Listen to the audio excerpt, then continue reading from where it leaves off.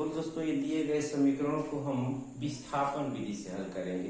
तो विस्थापन विधि से हल करने के लिए दो समीकरण दिए रहते हैं।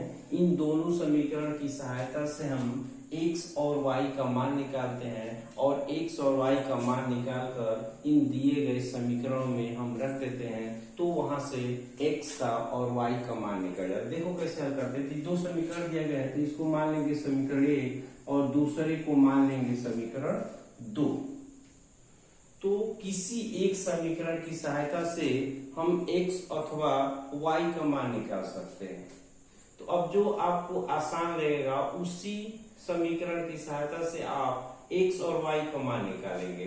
तो ये जो दिया गया है पहला वाला समीकरण थोड़ा सा आसान दिख रहा है, तो यहाँ से आप x अथवा y का मान निकालिए। तो हमने x का मान निकाला है, यहाँ पर देखिए। तो x बराबर हो जाएगा a माइनस बी, और इसको उस साइड में लेके चले जाएंगे तो ये हो जाएगा y माइनस वाई। ये प्लस है तो उस साइड में जाकर y हो जाएगा। तो x का मान निकाले हमने a minus y, a minus b minus y, और इस x का मान उठाकर समीकरण अब 2 में रखेंगे। तो लिखेंगे x का मान समीकरण 2 में रखने पर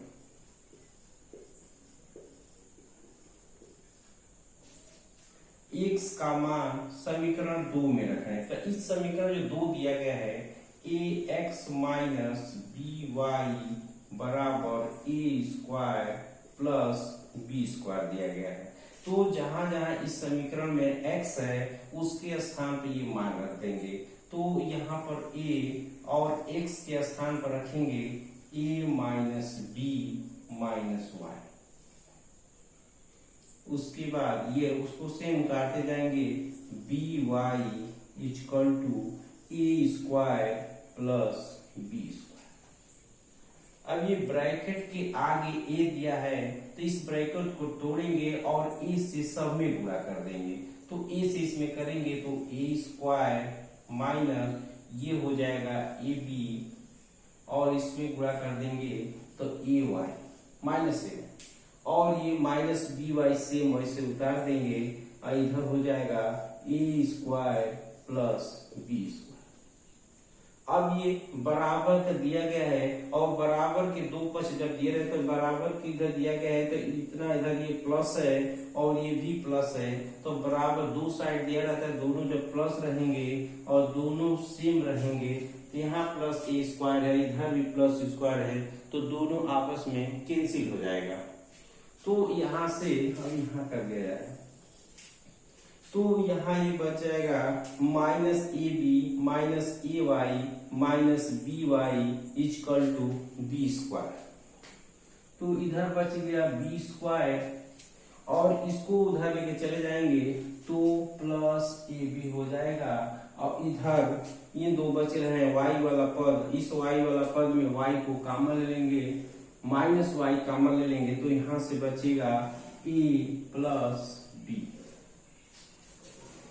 माइनस वाई बराबर हो जाएगा A plus B, B square plus A B. यहाँ पर ए बी को उस साइड में लेके चले जाएंगे तो प्लस हो जाएगा, और इन दोनों में y कॉमन है तो माइनस वाई कॉमन ले लेंगे, माइनस वाई कॉमन ले लेंगे तो यहाँ से जब माइनस कॉमन लेंगे तो इसका चिन्ह माइनस तो प्लस हो जाएगा और ये भी प्लस हो जाएगा, और यहाँ से y कम ये बी स्क्वायर, यहाँ देख रहे हैं कि ये दोनों में a b कॉमन, दोनों में b कॉमन है तो यहाँ से हो जाएगा b और यहाँ बच जाएगा a, और यहाँ पर माइनस y दिया है तो यहाँ y का मान निकालेंगे और इसके साथ जो गुणा में रहता है सब नीचे चलाएगा भागे, तो a प्लस b ये माइनस, तो इसको b प्लस a कहिए, a प्लस b कहिए, बात एक ही हुआ। तो b a प्लस बी और यहाँ से हो जाएगा a प्लस बी, और a प्लस बी से a प्लस बी कट जाएगा। इस माइनस को यहाँ लिखिए, यहाँ लिखिए, यहाँ लिखिए, बात एक ही हुआ। तो y बराबर निकल जाएगा माइनस बी। तो यहाँ से y का मान निकल गया y बराबर -b, और उसके बाद इस y का मान समीकरण 1 में अथवा 2 में किसी में रख देंगे तो यहाँ से x का मान निकल जाएगा। तो लिखेंगे y का मान समीकरण 1 में रखने पर, समीकरण 1 में रखने पर, तो यहां से ये समीकरण दिया है x प्लस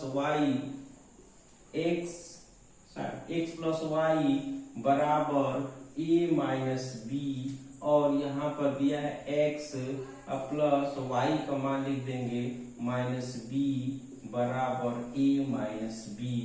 ये x इसको गुणा करेंगे तो -b बराबर a माइनस बी। यहाँ भी बराबर दिया है, बराबर के दोनों साइड में इधर भी -b है और इधर भी -b कैंसिल हो जाएगा, तो x बराबर हो जाएगा a। तो यहाँ से हमने x का मान निकाल लिया a बराबर a और y बराबर निकाल लिया -b। यही इसका आंसर होगा। तो इस प्रत्यास्थापन विधि को हल करने के लिए दो समीकरण दिए रहते हैं।